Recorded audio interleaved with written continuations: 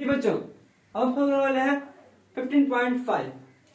बहुत ही important numerical है जो अक्सर बोर्ड पेपर में आ चुका है।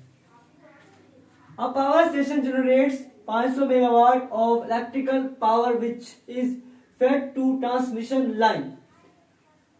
What current would flow in the transmission line if the input voltage is 250 kilowatt?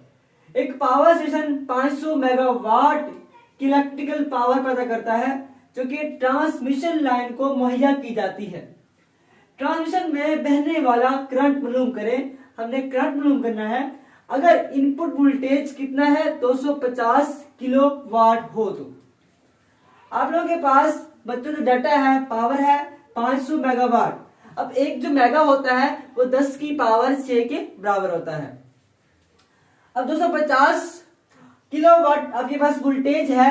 अब जो किलो होता है बच्चों वो 10 की पावर 3 होता है। हमने फाइंड करना है, हमने आई को फाइंड करना है, करंट फाइंड करना है। फार्मूला इस्तेमाल पावर का बच्चों T is equal to I we.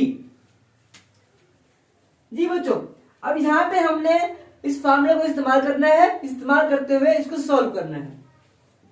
P is equal to I V, हमने आई मालूम करना है। I is equal to P over V. P कितना है बच्चों? पी आपके पास 500 से 10 की पावर कितना है पड़ा? 6 वाट है पड़ा।